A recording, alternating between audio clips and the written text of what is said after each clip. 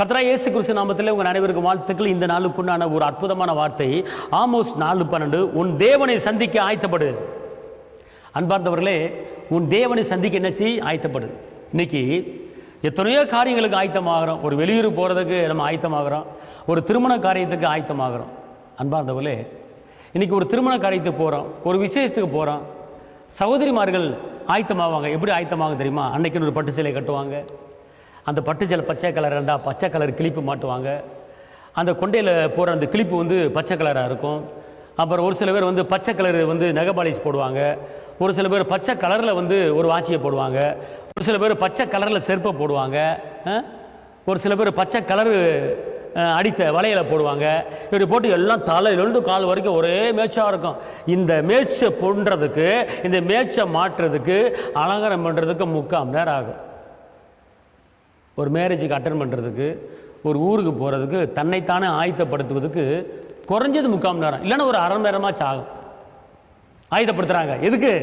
4 பேத்துக்கு முன்னால் போயிட்டு, நல்லா இருக்கீங்களா, எப்படி இருக்கிறீங்க, சேலை புது சேலை நல்லா இருக்கா, எப்படி இருக்கிறீங்க, நல்லா இருக்கீங்களா. ஒரு புதுசாக வளைவு போட்டிருப்பாங்க. அந்த வளைவையை பார்த்து 4 பேர் கேட்கணும். ஏக்கா என்னக்கா உங்களை ஆளா காணா, என்னக்கா எங்கக்கா போனீங்க, போங்கக்கா நேற்று உங்களை தேடி தேடி பார்த்தேன், நீங்கள் ஆளவே காணா, அப்புறம் எப்போ வருவீங்க அப்படின்னு. இந்த வளைவையை பார்த்து, வளைவு புதுசாக இருக்குது, எப்போ வாங்கினீங்க அப்புறம் அவங்கள கேட்குறவங்க இந்த கையை போய் போய் வரும் பார்த்து கொள்ளுங்க. அது வரைக்கும் இந்த கை நிற்காது. உங்களை காணா, எப்போ வருவீங்க, சீக்கிரம் வந்துடுவீங்களா அப்படின்னு இந்த கை இப்படி ஆட்டி ஆட்டி பேசுவாங்க பாருங்கள். ஐயோ, இதை காட்டுறதுக்கு ஆயத்தமாகி போவாங்க அக்காமாருங்க.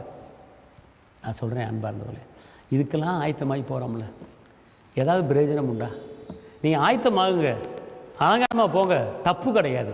ஆனால் இதுக்கெல்லாம் டைம் எடுத்து ஆயத்தமாகறமே, ஒரு தேவ சமூகத்தில் உட்கார்றதுக்கு, ஒரு அரை மணி நேரம் டெய்லி உட்கார்றதுக்கு, அரை மணி நேரம் கர்த்தருக்கு நன்றி சொல்ல, அரை மணி நேரம் கர்த்தரை துதிக்க, அரை மணி நேரம் கர்த்தரை போற்றுவதுக்கு ஒரு நேரத்தை நம்ம ஒதுக்குறோமா? யோசனை பண்ணி பாருங்கள். ஒரு அரை மணி நேரம் ஒதுக்குறோமா? அலங்காரம் பண்ணுறதுக்கு அரை மணி நேரம் ஒதுக்குறோம், 3/4 மணி நேரம் ஒதுக்குறோம்.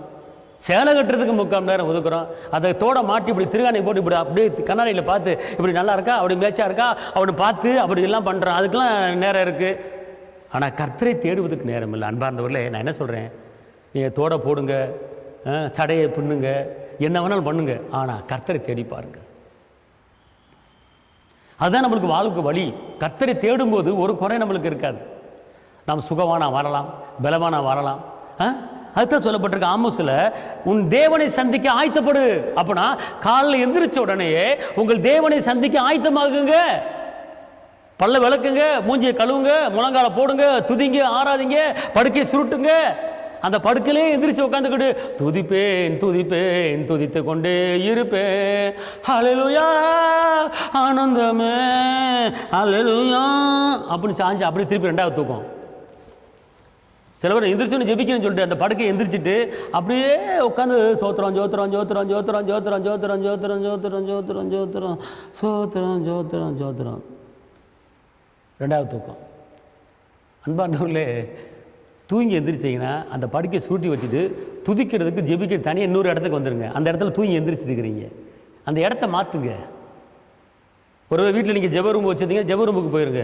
இல்லை ஜெப ரூம் இல்லைன்னு தனியாக இன்னொரு இடத்துக்கு போயிருங்க. போயிட்டு அங்கே போயிட்டு நீங்கள் என்ன செய்யுங்க, எந்திரிச்சு நின்றுக்கிட்டு அன்பு கூறுவேன், இன்னும் அதிகமாய் ஆராதிப்பேன், இன்னும் ஆர்வமாய் உங்களை முழு உள்ளத்தோட அப்படின்னு சொல்லிட்டு என்னுள்ளம் தேவன் பால் அவன் துதித்து ஆராதிங்க. அதுதான் கர்த்தரை தேவை. ஆராதிச்சுட்டு அந்த நாளுக்கு உண்டான தேவையில் சொல்லுங்கள். ஆண்டவரே, இன்றைக்கி நான் வேலைக்கு போகிறேன், உங்களுடைய பாதுகாப்பு தேவை, என் பிள்ளைகளுக்கு பாதுகாப்பு தேவை, உங்களுடைய சுகம் தேவை அப்படின்னு சொல்லி ஏசப்பட்ட அன்றைக்குள்ள தேவைகளை சொல்லி விண்ணப்பத்தை வச்சுட்டு நீங்கள் போங்க. அந்த நாள் ஆசீர்வாதம் நாளாக இருக்கும். அதுக்கு தான் தேவனை சந்திக்க அதுக்கு ஆயத்தமாகணுங்க. அன்பார்ந்தவர்களே, எத்தனையோ காரியத்துக்கு நம்ம ஆயத்தமாக முடியாது. ஒரு ஊருக்கு போனால் ஆயத்தமாகறோம், ஒரு கல்யாணத்துக்கு போனால் ஆயத்தமாகறோம், அதுக்கெல்லாம் ஒரு அரை மணி நேரம் ஒதுக்குறோம் இல்லையா? ஆனால் அன்பார்ந்தவர்களே, கர்த்தரை தேடுவதுக்கு கொஞ்சம் நேரத்தை ஒதுக்கிட்டு பாருங்கள், உங்கள் வாழ்வு மலரும். கடைசி காலத்தில் செத்தா பரலோகத்துக்கு போவோம், சரிங்களா? அதனால் ஆண்டவரை தேடுங்க, நேரத்தை ஒதுக்குங்க, ஆயத்தமாகுங்க, பெரிய காரியத்தை பார்ப்பா. ஜெபிப்போம். தகப்பனே இயேசுவே, நன்றியோடு துதிக்கிறேன், நம்ம ஸ்தோத்திரிக்கிறேன். இந்த நாளில் இந்த வேலையிலே உன் தேவனை சந்திக்க ஆயத்தப்படு என்ற வசனத்தின்படி ஆண்டவரை வாழ்ந்திருக்கும்படி, உயர்ந்திருக்கும்படி, செழித்திருக்கும்படி பெருமடி கிருபை தாங்க. கர்த்தரை தேடுவதற்குண்டான தருணத்தை, நேரத்தை பிள்ளைகளுக்கு ஒதுக்கித்தாங்க. காத்துக்கொள்ளுங்க. இயேசுவின் நாமத்தில் பிதாவே, ஆமென். கர்த்தர் உங்களை ஆசீர்வதிப்பார். ஹல்லேலூயா.